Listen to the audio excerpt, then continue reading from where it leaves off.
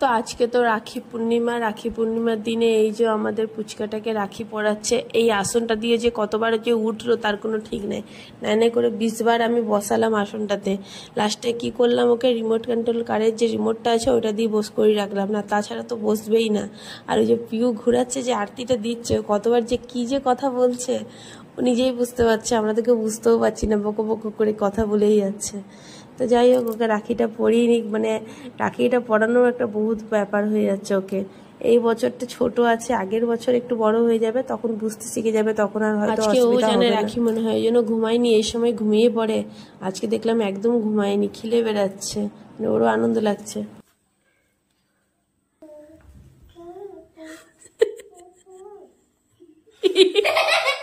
দিদি কর।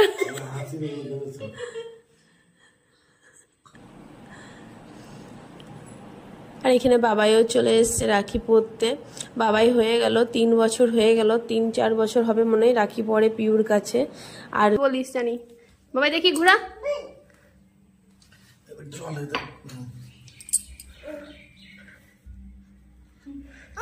খাওয়া খাইয়ে দে। আচ্ছা জলটা খা।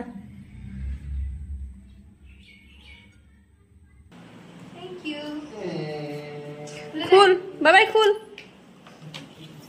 খুল খুল, ছিঁড়ে ছাড়া খুলে না।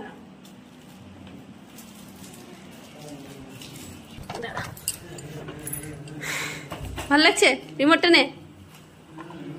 গাড়িটা ভালো হয়েছে, পছন্দ?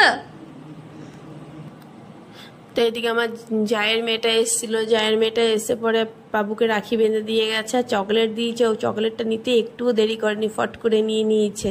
আর আশেপাশের কয়েকটা ছেলে এসেছিলো পিউর কাছে রাখি পরতে। রাখিটা তো যাহতো সাধারণত আমাদের তো না উৎসব, কিন্তু আজকাল সবাই বাঁধছে, সবাই মানে সবাই দেখে বাঁধছে, কারো থাকুক আর না থাকুক, এমনি তো শখে সবাই বাঁধছে রাখিটা।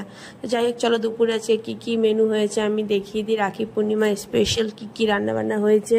এখানে মিক্সড ফ্রাইড রাইস করেছি, আর এখানে শাহি পনির আছে, মিক্সড ফ্রাইড রাইস, শাহি পনির, আর এখানে কাশ্মীরি আলুর দম। তো এই ছিল আজকে দুপুরের আমাদের রান্নাবান্না, একদম সম্পূর্ণ নিরামিষ রান্নাবান্না হয়েছে। তো তোমাদের কেমন লাগলো আজকে এই নিরামিষ রান্নাবান্না, শাহি পনির, কাশ্মীরি আলুর দম আর মিক্সড ফ্রাইড রাইস? তো চলো আজকের মতন এইখানেই টাটা।